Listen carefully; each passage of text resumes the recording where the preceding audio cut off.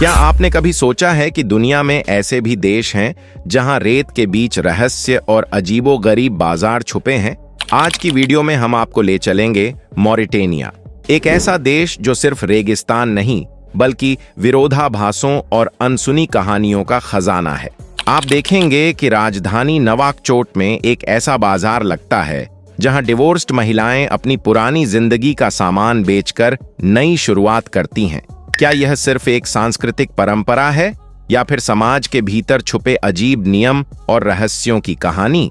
और दोस्तों, क्या आप जानना चाहेंगे कि मॉरिटेनिया दुनिया का आखिरी देश था जिसने 1981 में गुलामी को गैर कानूनी घोषित किया, लेकिन आज भी यहां 2 से 4% लोग गुलामी जैसी जिंदगी जी रहे हैं। वीडियो में आप जानेंगे इन रहस्यों के पीछे की सच्चाई और ऐसे तथ्य जो आपको शॉक्ड कर देंगे। बने रहिए, क्योंकि हर सीन आपको सोचने पर मजबूर करेगा। इसी तरह की और रहस्यमयी जानकारी प्राप्त करने के लिए हमारे चैनल ट्रू हिस्ट्री को आज ही सब्सक्राइब करें और बेल आइकॉन को प्रेस करें। Point 1, Mauritania north west Africa में बसा एक ऐसा देश है जिसकी सीमाएं अटलांटिक महासागर, माली, अल्जीरिया, वेस्टर्न सहारा और सेनेगल से मिलती हैं। लगभग 90% भूमि सहारा रेगिस्तान से ढकी हुई है, जहां रेत के विशाल समुद्र, तेज गर्मी और लगातार बढ़ते तापमान लोगों की रोजमर्रा की जिंदगी को कठिन बना देते हैं। पानी की कमी और खेती की मुश्किलें यहां की सबसे बड़ी चुनौतियां हैं। अधिकांश लोग पशुपालन और छोटे पैमाने की कृषि पर निर्भर हैं, जो जीवन यापन का मुख्य साधन है। शहरी और ग्रामीण जीवन में भारी अंतर है। राजधानी नवाकचोट और कुछ बड़े शहरों में आधुनिक सुविधाएं उपलब्ध हैं, जबकि दूर दराज के गांवों में लोग रेगिस्तानी परिस्थितियों के बीच संघर्ष करते हैं। इतनी कठिनाइयों के बावजूद लोग अपनी संस्कृति, रीति रिवाज और जीवन शैली को बनाए रखते हैं। पॉइंट 2, मॉरिटेनिया की कुल आबादी लगभग 46 लाख है और यह देश विभिन्न जातीय समूहों का संगम है। यहाँ मुख्य समूह हैं मूर, अरब बेरबर और ब्लैक अफ्रीकन्स, जिनकी संस्कृति, भाषा और रीति रिवाज अलग हैं। भाषाओं की बात करें तो यहाँ अरबी, फ्रेंच, वोलोफ, पुलार, सोनिंके और जिनागा बोली जाती हैं। कुछ समुदायों में आज भी सामाजिक पदानुक्रम या जाति जैसी संरचना मौजूद है, जो जीवन और विवाह पर असर डालती है। मॉरिटेनिया में महिलाओं की औसत उपजाऊ दर लगभग 5 बच्चे प्रति महिला है, जो परिवार और संसाधनों पर दबाव डालती है। फिर भी लोग इतनी कठिनाइयों और सामाजिक असमानताओं के बीच खुश रहने की कोशिश करते हैं। पॉइंट 3, मॉरिटेनिया की आधी आबादी गरीबी रेखा के नीचे जीती है। देश की कुल जीडीपी केवल कुछ अरब डॉलर है, जो भारत के छोटे शहरों की अर्थव्यवस्था से भी कम है। यहाँ की मुद्रा अन्य देशों की तुलना में मजबूत है, जैसे कि भारतीय रुपये के मुकाबले, लेकिन यह आर्थिक समृद्धि का संकेत नहीं देती। यह विरोधाभास ही मॉरिटेनिया की अनोखी कहानी है।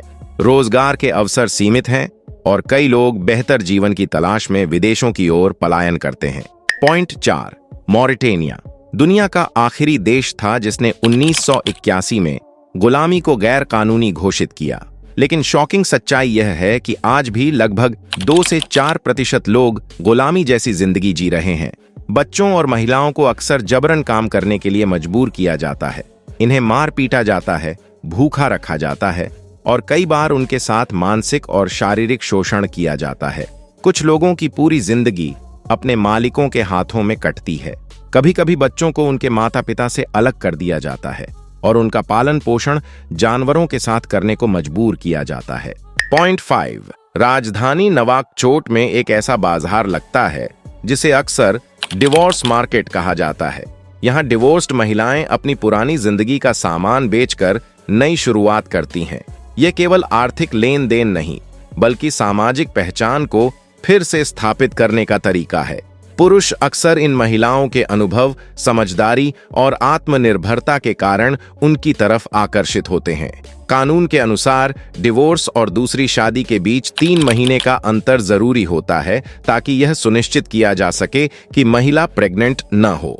यह बाजार यह दिखाता है कि मॉरिटेनिया में महिलाओं के पास एक हद तक स्वतंत्रता और विकल्प हैं, जो कई देशों में दुर्लभ हैं। क्या आप सोच सकते हैं कि किसी देश में महिलाएं अपनी पुरानी जिंदगी बेचकर नई शुरुआत कर सकती हैं? पॉइंट 6, मॉरिटेनिया में शादी से पहले कुछ महिलाओं को जानबूझकर मोटा किया जाता है, जिसे लिब्लो कहा जाता है। यह विश्वास किया जाता है कि मोटी महिलाएं अधिक सुंदर और अमीर परिवार की होती हैं। इस प्रथा का संबंध समाज में सामाजिक स्थिति और विवाह योग्य पहचान से है। यह प्रथा यह भी दिखाती है कि मॉरिटेनिया में महिलाओं के शरीर और रूप को लेकर सांस्कृतिक मान्यताएं कितनी गहरी हैं। पॉइंट 7, मॉरिटेनिया में लिटरेसी रेट लगभग 91% है, लेकिन शहरी और ग्रामीण क्षेत्रों में बड़ा अंतर है। शहरों में स्कूल और शिक्षण सुविधाएं हैं, लेकिन दूर दराज के गांवों में बच्चों को पढ़ाई में बहुत चुनौतियों का सामना करना पड़ता है। कई जगहों पर लड़कियों की शिक्षा अब भी चुनौतीपूर्ण है, हालांकि सरकार धीरे धीरे सुधार कर रही है। स्कूलों में अरबी और फ्रेंच दोनों भाषाओं में पढ़ाई होती है। सोचिए, इतनी कठिन परिस्थितियों में भी बच्चे कैसे अपनी पढ़ाई पूरी करते हैं और अपने भविष्य को बेहतर बनाने की कोशिश करते हैं। पॉइंट 8, मॉरिटेनिया एक इस्लामिक रिपब्लिक है, जहां कानून और सामाजिक रीति रिवाज इस्लामिक सिद्धांतों पर आधारित हैं। यहाँ के लोग धार्मिक परंपराओं का पालन करते हैं, जैसे त्योहार, संगीत, पारंपरिक पोशाक और विवाह संबंधी रिवाज। अद्भुत बात यह है कि गरीबी और गुलामी के बावजूद यहाँ सामाजिक सामंजस्य और शांति बनी हुई है। शादी और तलाकन के नियम इस समाज में अलग और समटाइम्स सरप्राइजिंग हैं। पॉइंट 9, मॉरिटेनिया के लोगों का दैनिक भोजन दाल भात, मछली, डेट्स और ऊंट का दूध होता है। स्थानीय बाजारों में मसाले, कपड़े और पशुपालन से जुड़े सामान मिलते हैं। रेगिस्तान में जीवन कठिन है, इसलिए पानी की बचत और बाजार में वस्तुओं का आदान प्रदान आम है। यहाँ के लोग अपने त्योहार और सांस्कृतिक कार्यक्रमों को कठिन परिस्थितियों के बावजूद मेंटेन करते हैं।